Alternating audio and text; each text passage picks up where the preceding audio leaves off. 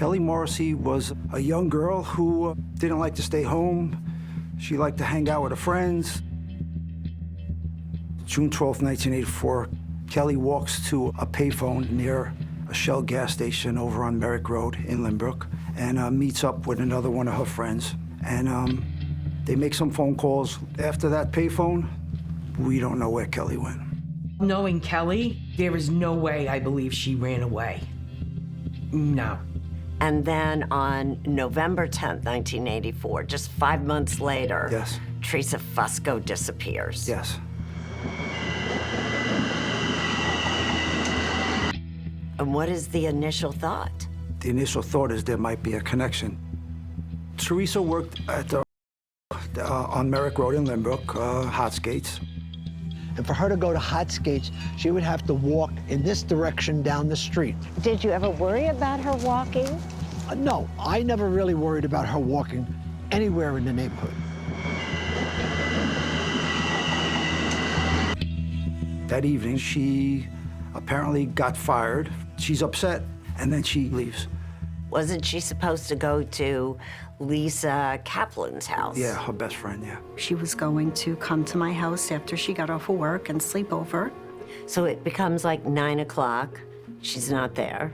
Yep. 9:30? Not there. 10 o'clock, I just thought maybe she went home. Well, the next morning, her mother called, and her mom asked my mom, can you please have Lisa send Theresa home? And my mom said, well, Theresa's not here. Her mom called the police department. We went to all the places we would hang out, and she wasn't anywhere that we searched. It's just very coincidental. Same neighborhood, same time frame, two girls who knew each other. I'm like, something's not right. Something's just not right. And then 25 days later, there's two boys coming back to hang out here in the woods. They see a body, and they run to the deli and ask to call 911. Police show up, and they find Theresa Fusco. Theresa had been strangled, beaten, and raped. It truly was shattering at 16 to never have lost anybody that you loved in such a horrific way. You just can't get over that. But until there's a connection in the two cases, one's still a missing girl, and now one's a homicide. John Kogut was brought in by the detectives as a suspect in the murder of Theresa Fusco. And during that time, he confessed to the murder of Theresa. We decided that I had to kill her. And then during that confession, he implicated two of his buddies. And when I saw the three men who were arrested in handcuffs, I thought to myself, who are these people? They're older. Who are they? And the theory was always it was 3 guys. Yeah. And the DNA didn't match any of them. No, it didn't. If they didn't do it, then who did it?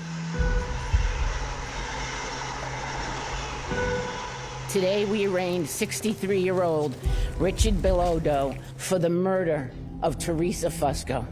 And I said, okay, here we go again.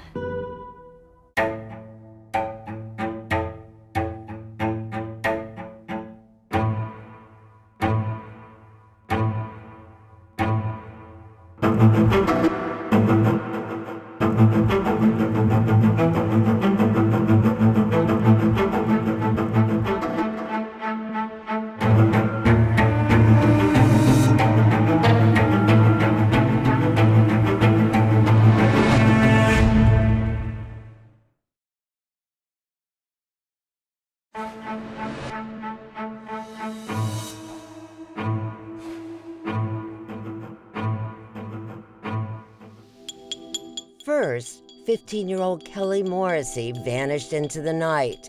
On June 12, 1984, she left her home after dinner and never came back.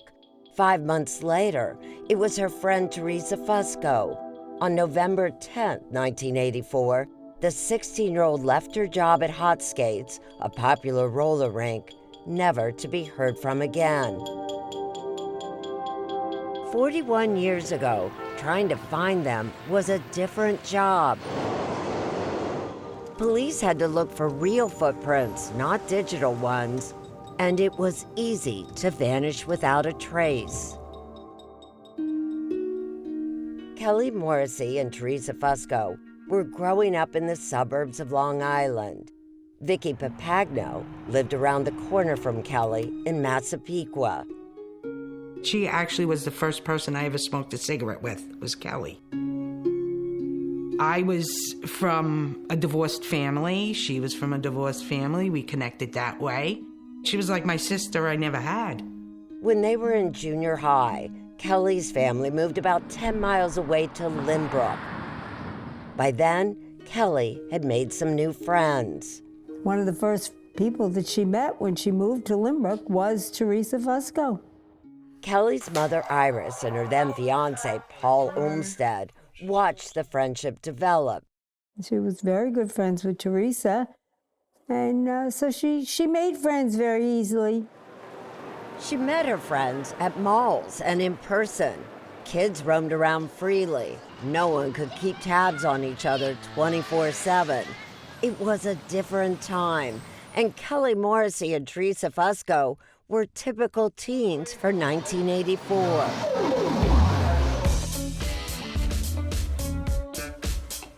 Well, let's take them on a little stroll down memory lane.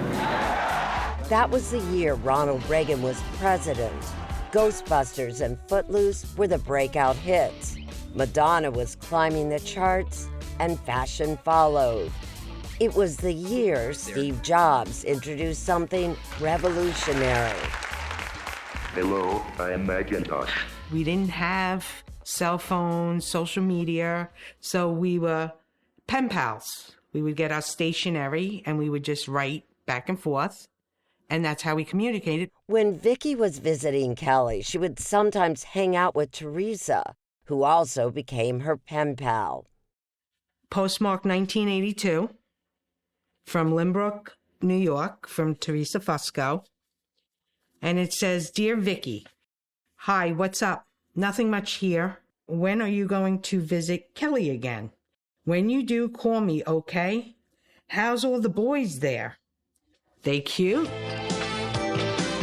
In Lynbrook, by far the best place to meet boys was at Hot Skates, as advertised here in 1984. What are you doing tonight? Oh, we would go to Hot Skates roller rink. We would go there, roller skate around. How important was Hot Skates in your life? Oh, Hot Skates was a big deal to everybody that lived in the area, even outside of the area. We would just go there and hang out with our friends and listen to music. Lisa Kaplan, now Johnson, was Theresa Fusco's closest friend. We always would try to dress very similar. We would buy the same clothing. We would wear our makeup the same. Did you guys confide in each other? About everything. Literally everything? Literally everything. No one gave safety a second thought. You could walk absolutely anywhere and not be afraid of anything, in the dark, during the day, alone with friends. And that explains why it was business as usual at the Morrissey house a couple of miles away when 15-year-old Kelly walked out the front door alone after dinner. She said she'd be back by 9:30. It was June 12, 1984. Iris didn't give it a second thought. She and Paul were raising 8 children together.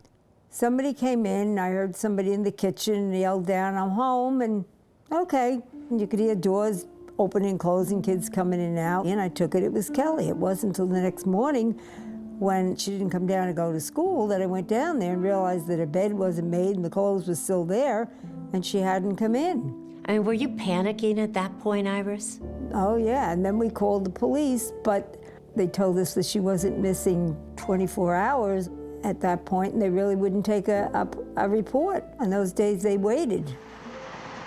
Nassau County Detective Freddie Goldman would review both Theresa and Kelly's cases some 25 years later. He's retired now, but he agreed to walk us through the timeline and the evidence from back then. At the time of Kelly's disappearance, he says police found no reason to think there was a crime. It seemed like she was a runaway. There's tons of missing persons cases on a daily basis. Is that how Kelly Morrissey's case was initially handled? Of course, yeah. At 15 years old, she wouldn't know how to do life unless somebody was there to help her. I don't foresee her ever just running away and not talking to anyone, not reaching out to anyone.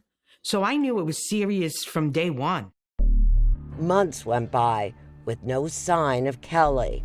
That had to be so tough.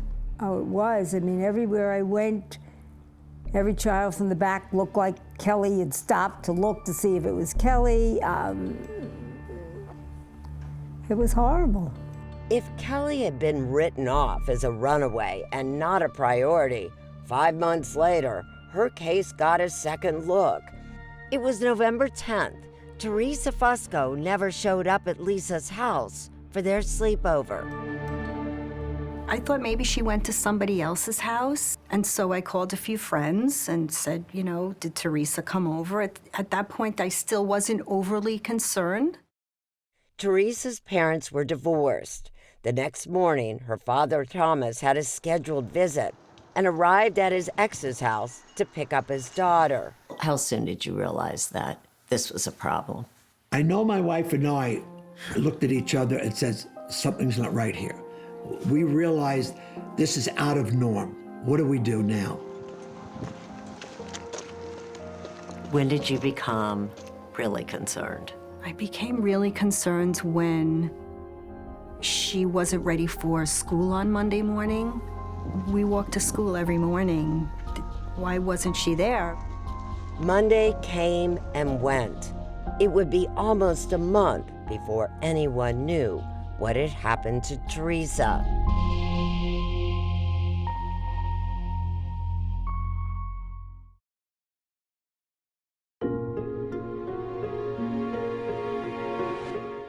This is my daughter, Theresa. She was my precious little girl. For Theresa Fusco's father, Thomas, and her brother, John, we were happy. It seemed as though the entire town of Limbrook was out looking for her. How big was the search? Everyone and then some. Everybody. Everywhere. Nearly a month later, not far from Hotskates and near the Long Island Railroad tracks, Theresa's body was discovered.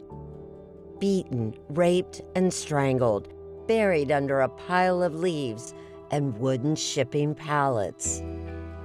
Thomas and John are still haunted by where she was found. I walked over her twice. Yeah. I didn't know she was under the pallet. We just walked over the pallet. And I'm glad I didn't find her. That would have killed me. I never heard the word homicide.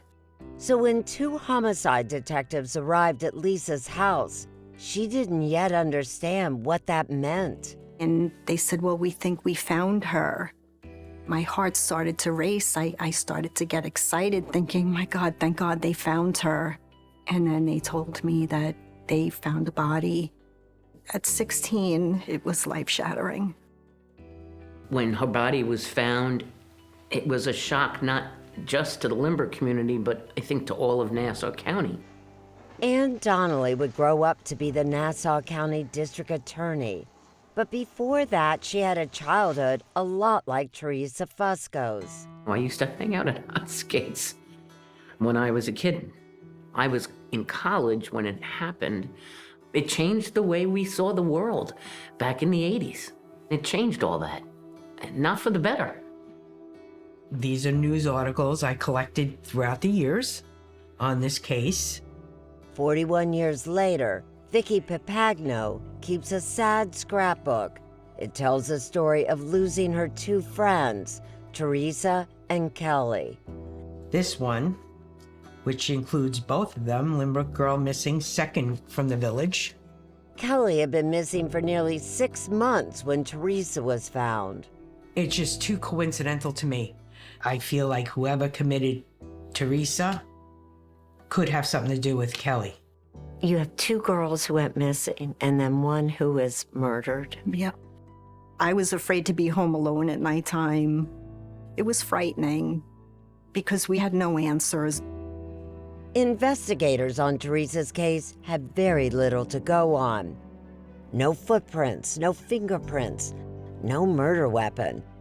Hair samples were taken from Theresa, also a sexual assault swab. But DNA testing had not advanced enough to find out who it belonged to. While looking for links between the two girls, they zeroed in on John Kogut, a 21-year-old landscaper who told detectives he had dated Kelly for about a week. I've heard the name John Kogut before. It was early, right when she first started liking him or dating him. Kogut was asked about Kelly's disappearance. He also was asked about Theresa's killing and denied any knowledge of it. Kogut agreed to come in and take a polygraph test.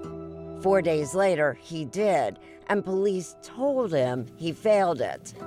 Kogut was interrogated through the night and into the next morning. After nearly 12 hours of questioning, his denials changed. Nassau County Detective Joseph Volpe wrote down what he said Kogut told him. That on the night Theresa went missing, Kogut was with John Restivo and Dennis Halstead in John's van when they saw Theresa walking away from Hot Skates.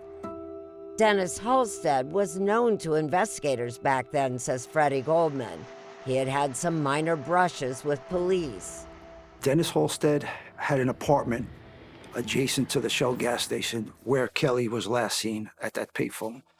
We were told that Kelly hung out in that apartment frequently. She had the key to his apartment. It sounds like Dennis Halstead was viewed kind of as a bad influence on the younger kids in the area. It would seem, yeah. John Restivo was more of a clean slate. He was a working fellow. Although he was friends with them, he didn't have a background like them. He didn't hang out in Dennis's apartment, or that we knew of. Police took Kogut to the district attorney's office, where he was videotaped. I want to talk to you about the death of Theresa Fusco. He was interviewed by Assistant District Attorney George Peck. He agreed to go on video. Camera rolling, Kogut detailed what happened to Theresa once she got into the van that night. Kogut told investigators that Theresa was raped twice by Dennis Halstead and John Restivo. When she said she was going to tell somebody, they couldn't let that happen. We decided that I had to kill her, and Dennis told her that she had to die. And what did John agree to this too? John didn't say nothing.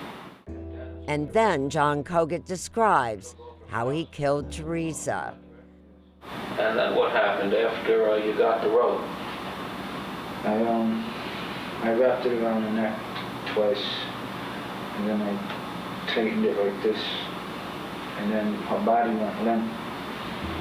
John Kogut would later recant everything he told police, but on that day, Goldman says, investigators were confident they had Theresa Fusco's killer in custody and had the evidence they needed to prove it. But later, on that very same day, another teenage girl went missing.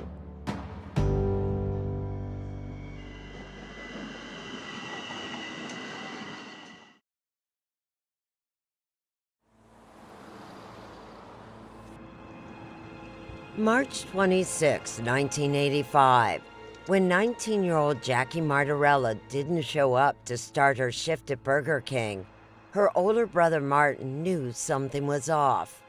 She's very prompt. She was very dependable. And for her to not show up, we knew there was something wrong. Most nights, Jackie walked to work from the family home in Oceanside, a town a few miles away from Lynbrook.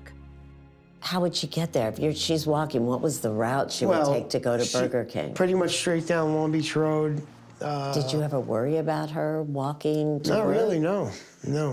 Jackie had recently graduated from high school. She was working part-time and taking accounting classes, saving money to buy a car.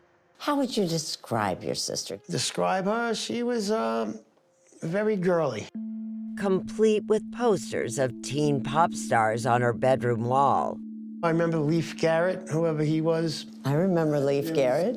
There was posters of that. She was into dance. She liked doing that. She liked her clothes, very finicky with her clothes. And now she was missing. So what did you and your father do? Well, I think we called the police, and then they took notes, and then they started looking, and then those other two came up, and they were, saying, look what's happening here. So everybody became interested. Nearly a month went by with no sign of Jackie. All the worst thoughts go through your mind when something like that happens. And of course, what happened happened. It's the worst of the worst. They found her body 26 days later in Woodmere Golf Course. April 22nd, 1985. A man looking for golf balls in the high grass off the 17th hole found a naked body. It was Jackie. She was murdered, obviously, and discarded. According to former Nassau County Detective Freddie Goldman, Jackie was left the same way Theresa Fusco had been, raped and strangled. Initially, did investigators think, oh my God, these cases all have to be connected? Yes and no. But with Colgert sitting there, it kind of, it threw a monkey wrench in everything. John Colgert, the man who had confessed to killing Theresa Fusco, was in police custody. How could he be the killer if we had him in custody the same day that she went missing? So obviously it wasn't him. Yeah, could it be a Holstead, Restivo? But no. Jackie's homicide was not going to be easy to solve. Her body was so badly decomposed, no DNA swab could be taken. I'm sure it heightened the alertness and awareness of the community because now you know that there's somebody out there that's, going after young girls. Kelly Morrissey was still missing. Police knew she had hung out at Dennis Halstead's apartment, but there was nothing more to tie Halstead or Colgert to her disappearance. Was there any evidence that indicated that they were involved in Kelly's disappearance? No. Theresa Fusco's killing was the only case police could pin down. By June 1985, John Colgert, John Restivo, and Dennis Halstead had all been charged with her rape and murder, and all three pleaded not guilty. Colgert went on trial first. Later, Halstead and Restivo were tried together. I remember sitting in the witness box testifying and the district attorney saying, please speak louder. Lisa Johnson was just 18 and a star witness.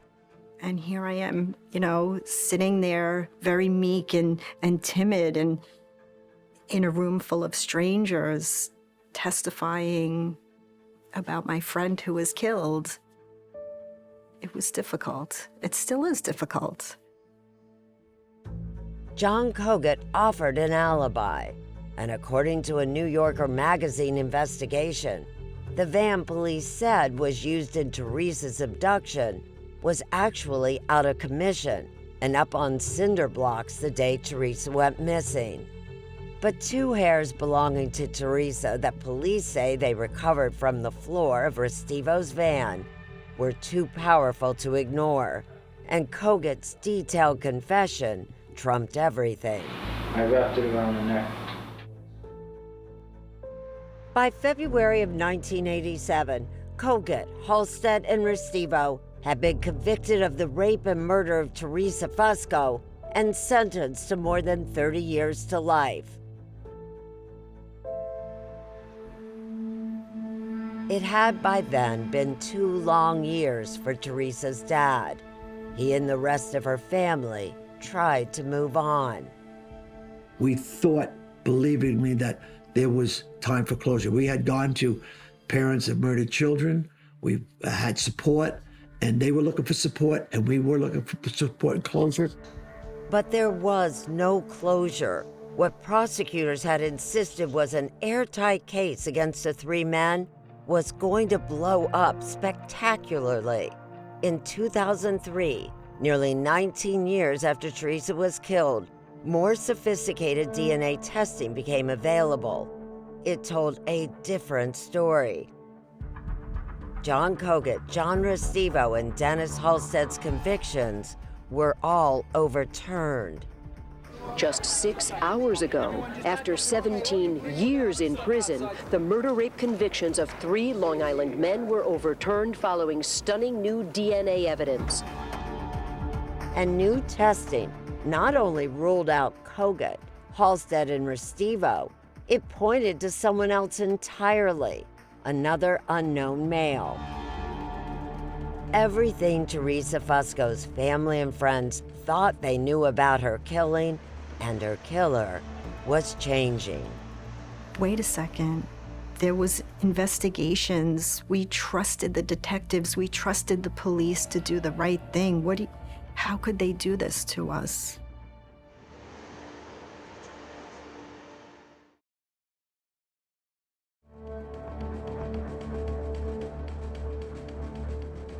After almost 18 years, John Kogut, John Restivo, and Dennis Halstead were out of prison and in the arms of their families. I waited for this for 18 years, and I'm sorry, I just can't believe it's happening. But their legal problems were not over. Nassau County District Attorney Dennis Dillon had decided to retry all 3 for the murder of Theresa Fusco, starting with John Kogut, who again pleaded not guilty. There was still his videotape confession, and that became the centerpiece of the case against Kogut at his second trial in September 2005. We decided that I had to kill her. The confession, the prosecution argued, was more important than all other evidence, even the new DNA. When I saw the video, I go, whoa, it looks like it's legit. But Kogut's defense attorney, Paul Castelliero, says the video is misleading. As damaging as Kogut's statements sound, he says it's what you don't see on camera that matters. Part of it is, it's staged. There is a detective sitting off camera, watching it and monitoring it and making sure it goes right. It's like a play. Here, Kogut struggles with names. Theresa Fusco. Theresa Fusco. Even his alleged accomplice's name. John Restivo, Dennis Shapiro. And then asks for help. What's his last name? Well, are you talking to Detective Volpe, who's also in the room? That kind of shows it was coerced. Kogut was an easy target, Castelliero says. He had a 10th grade education and a substance abuse problem that Castelliero says police took advantage of. Tells him about his drinking, his drugs, all the stuff that they can use against him. And then, Castelliero says, they lied to him. The police told John Kogut that he failed a polygraph. No, John Kogut passed this polygraph test with flying colors.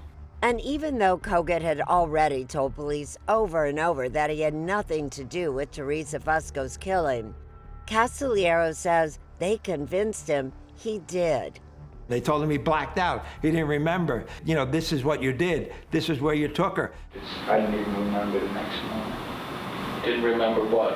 What had happened the night before. Well, you remember it now, don't you? Yeah, because...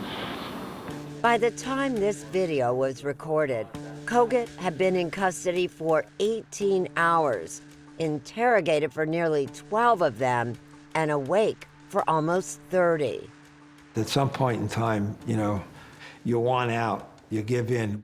But the confession wasn't the only thing prosecutors would have to defend. They had to contend with the new DNA evidence pointing to an unknown male. So prosecutors suggested that Theresa must have been with someone else right before she was abducted by Kogut, Halstead, and Restivo. Then all of a sudden she had a consensual sexual encounter That's what they said. But investigators were never able to identify anyone who had been sexually involved with Theresa. And Theresa's best friend, Lisa, had to take the stand again at this trial to talk about it. And I mean, this is a tough question to ask, and I want to ask it properly, but as far as you know, was Theresa even sexually active back Absolutely not. And we spoke about that. And that's not something that she was going to do before she was married. Lisa, once their star witness, was this time around undercutting their case. They went against their own witnesses and, in fact, argued that she went from being a virgin to being someone who had a quickie in a skating rink where she worked. It was preposterous. It was demeaning. Did that make you mad? It did, because it's not something she would have done. Ever. And I will go to my grave saying that Theresa was not having sex with anybody. Prosecutors did still have the physical evidence from the first trial, the 2 hairs belonging to Theresa that police said they found on the floor of John Restivo's van. But that, too, Castillero argued, was tainted. There was a science to analyzing whether the hairs came from someone dead or alive. They displayed a certain decomposition that is only present when the hairs are attached to the head of a person who's deceased. That meant the hairs could not have been left in the van while Theresa was still alive, according to Castillero. We believe that they went in and took them from the medical examiner's office and said they found them in the van. In other words, they were planted. But in closing, prosecutors denied the hairs were planted. After Castillero was able to raise serious questions about the prosecution's case, Koget's fate was in the hands of one person, a single judge, not a jury. Koget had decided to take his chance with a bench trial, and after nearly 3 months of testimony, the judge reached a verdict. This is Judge Ort's decision. The court will not accept the confession and accordingly finds the defendant not guilty of murder in the 2nd degree under count 1. And what does that mean when the judge won't accept the confession? It means that the confession is false. It is not credible. And that's what the judge found. He did not believe the confession. 8 days later, the prosecution formally dismissed the charges against Restivo and Halstead. When John Koget was acquitted, I was devastated, only because I've seen that confession of his over and over again, and I believed then that he was telling the truth. It makes you feel like you got hit in the face with a friggin' shovel, and you don't know how to bounce back from that. It was December of 2005. Theresa Fusco had been dead for more than 20 years, and now nothing about her case could be laid to rest. It's, for me as the father, heartache. Heartache to go through it over again. I felt as if the life had been sucked out of me. Everything that we fought for, everything that we testified for, everything that was investigated, and all of the proof and all of the evidence meant nothing. If they didn't do it, then who did it? Good morning. I'd like to thank my investigators and my prosecutors handling this case for standing here with me today. On October 15, 2025, Ann Donnelly, now the Nassau County District Attorney, had a startling announcement. And after 2 decades of this case running cold, we have indicted Theresa's killer. The FBI, using the new science of genetic genealogy, had found a match to the unknown DNA. Today we arraigned 63-year-old Richard Bilodeau of Center Moriches for the murder of Theresa Fusco.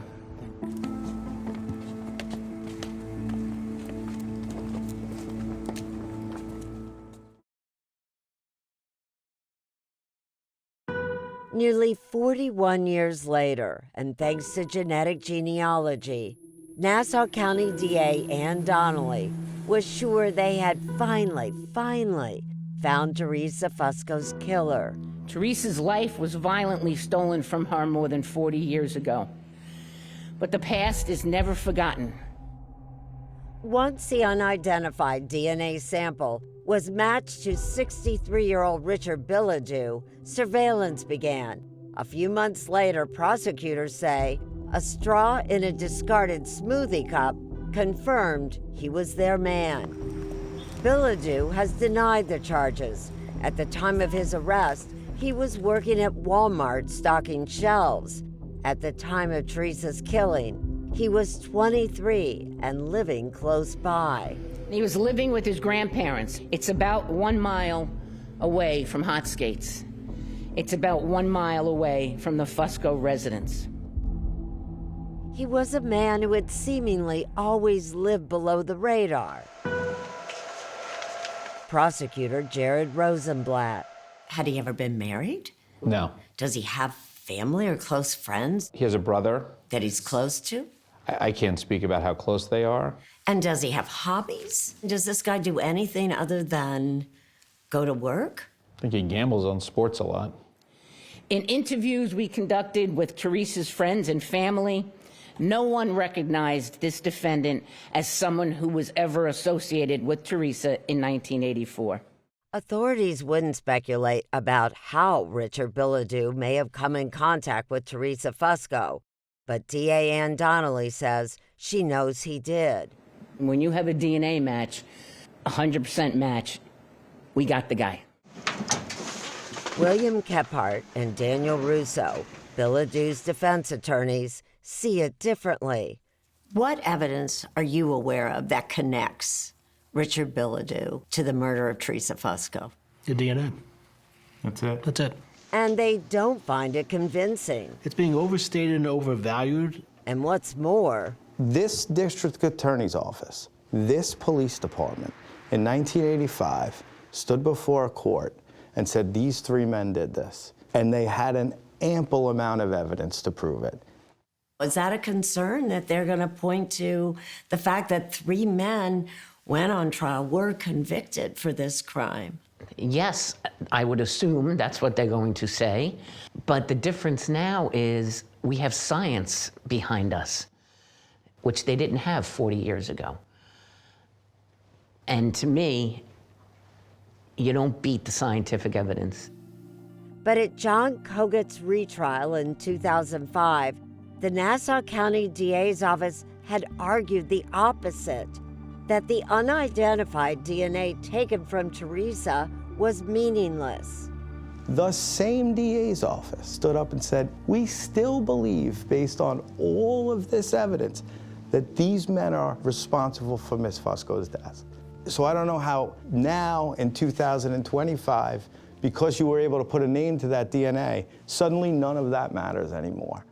All of their lies against John Koget, John Restivo, and Dennis Halstead are going to come back and haunt them during this retrial. Paul Casaliero, John Koget's former defense attorney, fears that Bilodeau's lawyers will put the blame on the three men who were cleared of the murder 2 decades ago. They're going to have a trial in which I'm sure the defense is going to be arguing they're guilty. And Casaliero says that's just more salt in the wound for John Koget, Dennis Halstead, and John Restivo. It's never ending. What Nassau County did to them just has no ending to it. All 3 men sued Nassau County. 2 of them were awarded damages. $18 million each to Restivo and co-defendant Dennis Halstead, both exonerated a decade ago for the 1984 murder and rape of Lynbrook teenager Theresa Fusco. But in Koget's case, a jury found no wrongdoing by Nassau County Police and gave him nothing. Let me ask you, though, if in fact Richard Bilodeau is convicted, will either one of you apologize to the 3 guys who were convicted? No, because I don't owe them an apology. I wasn't even in the office at the time. I know, I wasn't a lawyer. You represent the office, yeah, but for the Nassau County DA's office. Mr. Dillon did what he thought was right when he dismissed against 2 of them, and I think, they got their apology at that point. The idea that the district attorney of Nassau County can't apologize to these three guys for what they did to them is outrageous. While the Nassau County authorities say once again they have the killer of Theresa Fusco, Richard Bilodeau is not facing charges in either Kelly Morrissey's or Jackie Martarella's cases. Both remain unsolved, leaving two families in limbo. I mean, you're anticipating something and then it never shows up. She didn't have a bad bone in her body. She missed out on just living a simple life, you know. You know, I look at women in their 50s now and think, that could be Kelly. I mean, that's how old she would be. When Richard Bilodeau goes on trial for the murder of Theresa Fusco, her father Thomas and her once best friend Lisa will be back in the courtroom for what they hope will be the last time. Closures to me is that if this is the individual, then justice will be done. It's just completely over. 41 years is over. Beginning and end. Do you hope, do you think that it might finally be resolved this time around? Or do you still have questions? I trust in the DNA this time. I am so hopeful that there will be a conviction and we can finally put this to rest. 41 years afterwards. It's a long time. It's a lifetime.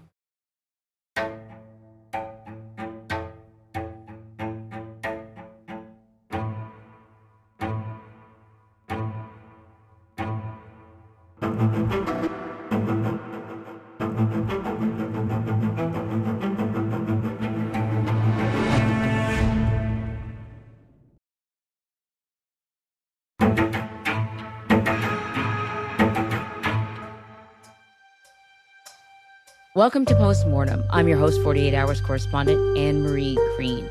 And today we are discussing the cases of Theresa Fusco and Kelly Morrissey, two teenage girls who went missing in 1984 in Lynbrook, New York. That's a suburb in Long Island. Now, after a suspect confessed to Theresa's murder and then implicated two other men, it seemed like the case was closed. But about 19 years later, advances in DNA technology overturned their convictions and pointed to another unknown suspect. Joining me today is 48 Hours correspondent Erin Moriarty. Erin, you worked on this case, but over your years of working for 48 Hours, you've actually covered a number of wrongful conviction cases. So have you, Anne-Marie, and it is a passion of mine. This case is yet another reminder of the cost of a prosecutor getting it wrong. When you convict the wrong suspects, not only does that allow the real killer to go free, but often puts the family and friends through years of hearings and trials. And that's the centerpiece of this story, because it's what the family and friends of Theresa, Kelly, and another victim, Jackie, have gone through in the decades since their disappearances. And I should point out, since 1984, so over 40 years. Absolutely. I mean, this is a nightmare for any family, but this process, it's like sort of ripping the scab off over and over again. And really, you know, they're still waiting for a resolution, which we will get to. But I want to remind everyone, listen, if you haven't watched or listened to this episode, The Killing of Theresa Fusco, go check it out and then come on back so we can talk about it. So, Erin, on June 12th, 1984, 15-year-old Kelly Morrissey left her home after dinner. She's going to meet a friend, and she's last seen at a payphone near a Shell gas station in Lynbrook before she disappears. After about 5 months, 16-year-old Theresa Fusco goes missing after she leaves her job at a local roller rink. How unusual was it to have two teenagers go missing within a few months? Anne-Marie, this was very unusual. What made it even more unusual, these two girls knew each other. And back in the 80s, kids went out regularly and they played late at night. It was a completely different world when people still thought that bad things didn't happen. These cases that happened so close to each other really did shatter the sense of safety in this area. I should point out that Lynbrook wasn't a small town. It had a population of about 20,000 back in the 80s, and it was very close to New York City, but it still was a suburb. One of our colleagues who worked on this story actually grew up very close to Lynbrook, and she told us that Lynbrook felt like a small town because everybody went to the same movie theaters, ate pizza at the same pizza spots. And it did seem like everybody went to this roller rink called Hot Skates. And that's where Theresa worked. I mean, it kind of reminded me a little bit of where I grew up, in the suburbs of Toronto. And we had the roller rink that everyone went to. And every once in a while, they would have DJ night. And it would all be, 15, 16, 14-year-olds. And everyone felt safe because it was just a bunch of kids.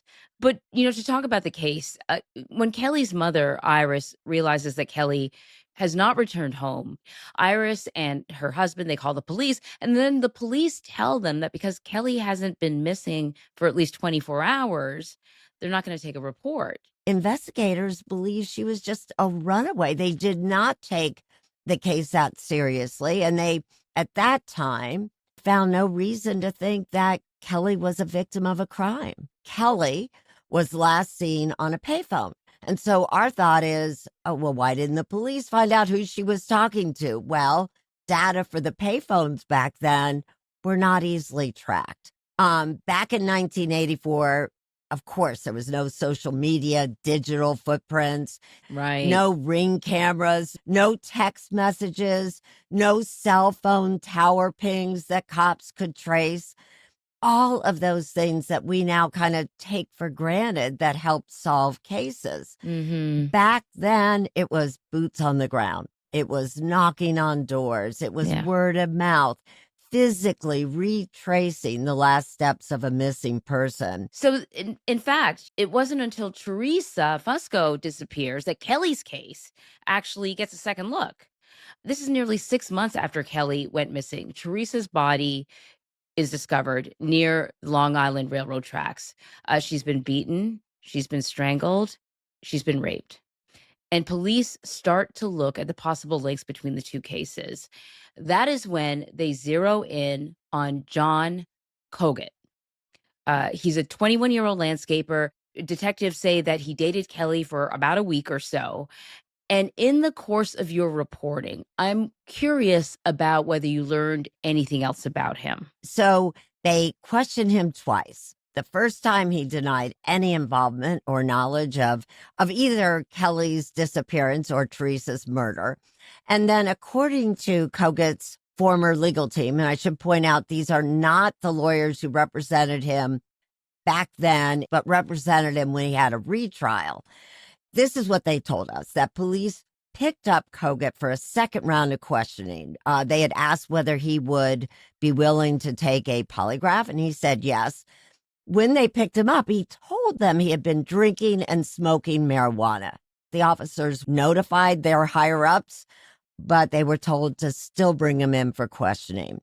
Now, again, what we've been told is that Kogut told police that at the time of Theresa's disappearance, he said he had an alibi. He had been hanging out with his girlfriend, drinking beer. And his girlfriend did corroborate that alibi. She even testified to that. But obviously, the police must not have believed him because they continued to press him. And then after nearly 12 hours of questioning and 18 hours in police custody, and keep in mind, he had been awake almost 30 hours, that's when he made a videotape confession. He said that on the night that Theresa went missing, he had been with two friends, Dennis Halstead and John Restivo, driving in Restivo's van when they saw Theresa walking home from Hot Skates. She had gotten fired that night and left early. Kogut then also said that after she got into the van, he claimed that Restivo and Halstead raped her, but that he was the one who killed her. He gave stunningly specific details about how he wrapped a rope around her neck. Well, that is what struck me about this confession, the remarkable level of detail. And so you can't help but to think, who would make this up? I'm going to be honest, it's a pretty convincing interview. And I talked to Paul Castelliero about that. Now, he is the attorney who represented Kogut, not the first trial, but when Kogut was tried a second time. He says that videotape confession was staged. According to Castelliero, Kogut was exhausted and just wanted the interrogation to stop. Castelliero says that Kogut also disavowed that confession within a day once he talked to a lawyer. But as anyone who sees that videotape confession, that confession seemed to be the nail in his coffin at trial. John Kogut, Dennis Halstead, and then John Restivo. They're all charged with Teresa's murder. All three of them plead not guilty. But then at trial, police also testified that they recovered 2 hairs belonging to Teresa in Restivo's van. And then, of course, they testify about Kogut's detailed confession. All 3 men, Kogut, Halstead, and Restivo, they were all convicted and they were sentenced to more than 30 years to life. But then nearly 19 years after Teresa was killed, there was a stunning twist in the case because of advances in DNA technology. We saw it in the hour. What more can you tell us about how that unfolded? Well, what was interesting and very impressive is that the investigators early on did take a swab after they found Teresa's body. There was no DNA at trials back then, but they took a swab. They couldn't identify it initially. Around 2003, there were more sophisticated testing, and it told a very different story. In this case, all 3 men were excluded by those tests, and a complete profile of a 4th unidentified man was present. So as you can imagine, John Kogut, John Restivo, and Dennis Halstead's convictions were all overturned at that point. This reminded me when I watched it of a case that I worked on for 48 hours a while back. It was one of the first ones I ever did. It was about the murder of Angie Dodge. This is in Idaho Falls in 1996. She was an 18-year-old. She just moved into her apartment, her brand new first apartment, and she was killed in the apartment. Investigators found DNA at the scene, and then they start to zero in on a guy named Christopher Tapp. After hours and hours of interrogation, he falsely confesses to being at the scene of the murder. And he spent many, many years in prison. Eventually, he was released, and later he was fully exonerated. And in the end, the advances in DNA technology, genetic genealogy eventually identified the killer. Was a man named Brian Drips, who eventually pleaded guilty and was sentenced to life in prison. But it really sort of got me thinking about the way interrogations are conducted and whether anything has changed. Anne-Marie, there's no question that we're seeing more and more cases like this. I mean, it breaks my heart because these officers think they have the right person. They pressure them. They confess, and then later on, after these guys have all gone to prison, genetic genealogy or DNA shows that they got the wrong guy. What I am finding, I think you are too, that many more of these interrogations are being videotaped or at least audio taped. And best practices include not interrogating someone for hours and hours. So I think it is better, but I don't think it's fixed yet. Welcome back. Well, in 2003, the Nassau County District Attorney, Dennis Dillon, decided to retry John Kogut, Dennis Halstead, and John Restivo for the murder of Theresa Fusco. Starting with Kogut, who pleaded not guilty again. And this time, Kogut decided to take his chances with a bench trial, which means there's no jury. It's a single judge that is going to decide his fate. But now, as we've been talking, there is new evidence that shows that the DNA did not match him or any of the other men, which means that the prosecution needs a different strategy. What's their strategy in the retrial? So the prosecution had to explain away that unknown DNA by saying, well, then Teresa must have had consensual sex with someone before she was attacked and killed. Remember, she was 16 years of age, and Yeah. family and friends all told us that they were horrified when prosecutors rewrote this narrative about Theresa. According to her best friend, Theresa had always wanted to wait until marriage to have sex, and she wasn't sexually active. But prosecutors said, well, investigators had tested so many men in the area without finding a match, so the DNA just simply can't be relevant. We would find that person if it was. And they said, it doesn't matter what the DNA says. We have John Kogut confessing. According to the prosecutors, that was the most important evidence, even more important than the DNA. So then what's the approach for Kogut's defense attorney? He has to try to convince a judge to completely ignore this very detailed confession. And that is very hard to do, as we know. But Paul Castelliero, who represented Kogut during the retrial, he was able to kind of pull apart the prosecution's argument bit by bit. For one thing, he says that tape confession was like a play. It was theater. One detective was off camera monitoring him. And when Kogut, you actually see this, when Kogut can't even remember the last name of one of the, co-defendants, the officer gives it to him. Castelliero says that police lied to him about the polygraph and brought in an expert who said, in fact, that he did pass the polygraph.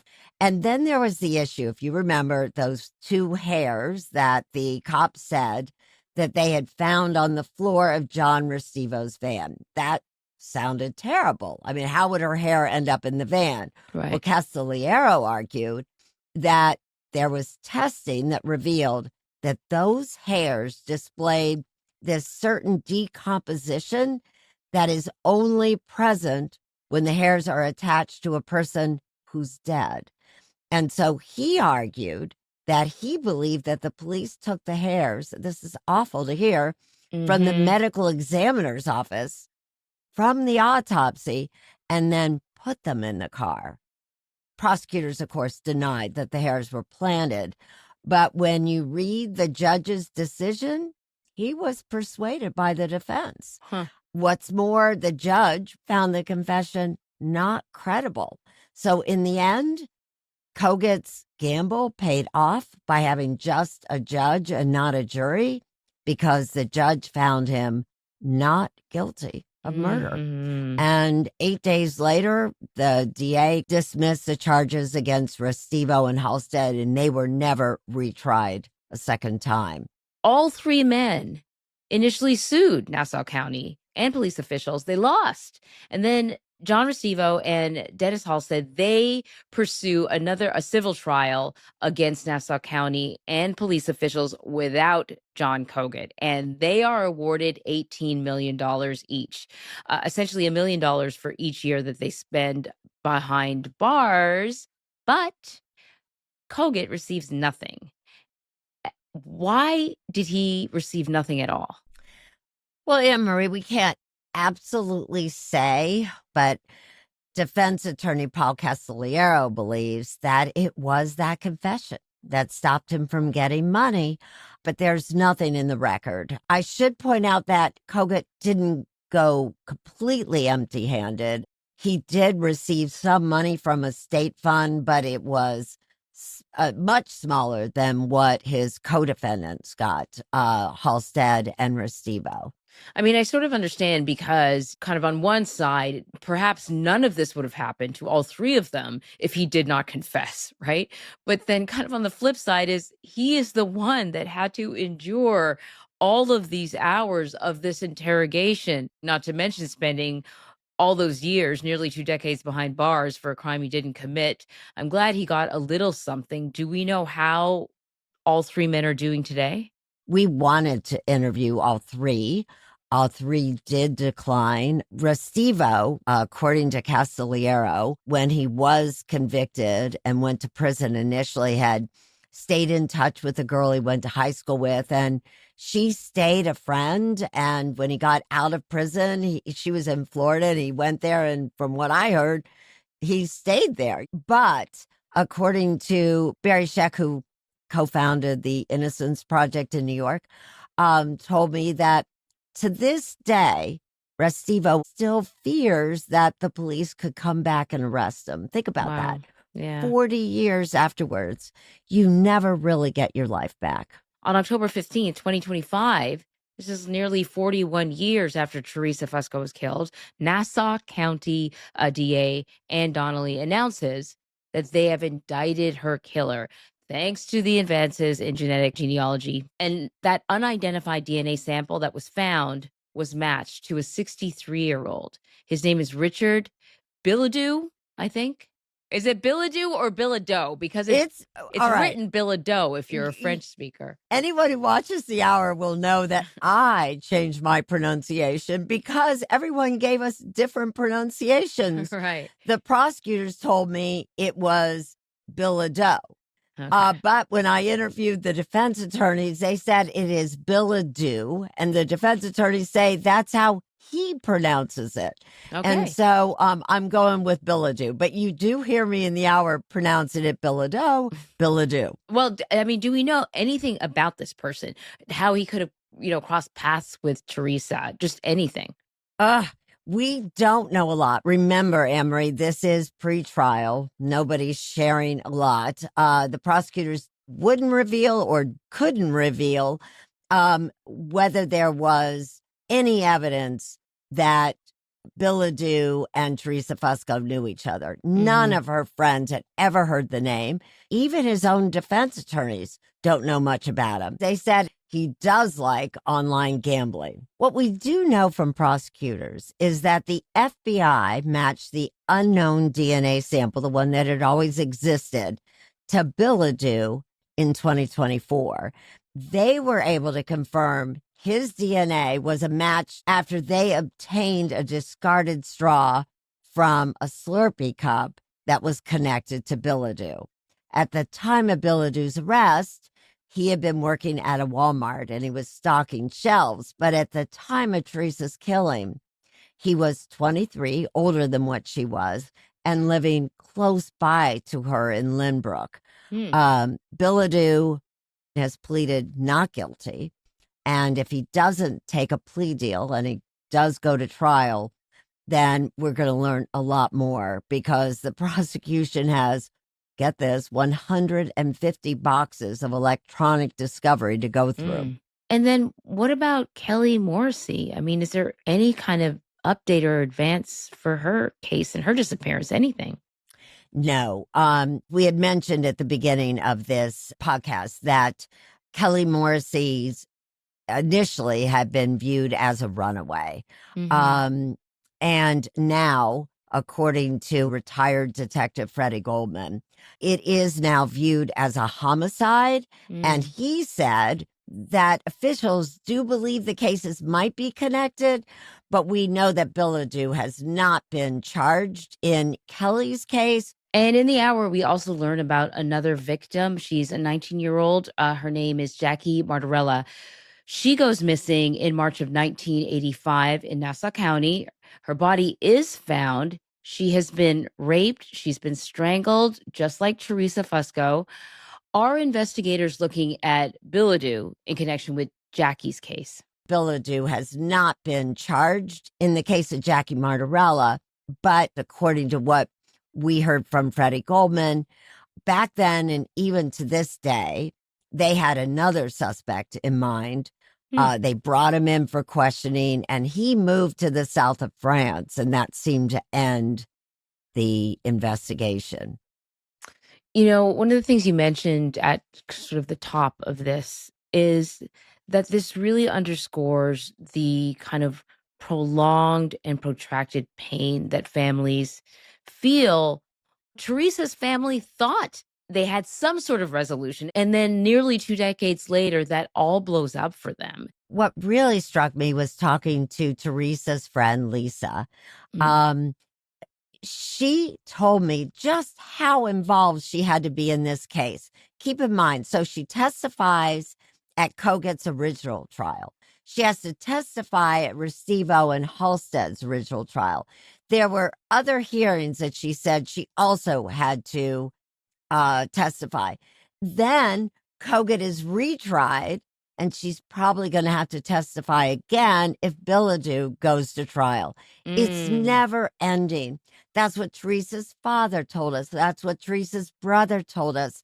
The idea that her murder has never been resolved. It just makes everything so much tougher for this family. Yeah. I mean, I don't think you ever really move on, but you do sort of figure out ways to cope. But how can you cope without a resolution? I know that Kelly Morrissey's family talked to us because they're hoping if somebody knows something and they see this story, maybe they'll come forward. It's 40 years. It's time. Erin, thank you so much. Talk to you soon, Anne-Marie. Of course. If you like this episode, please rate and review on Apple Podcasts or Spotify.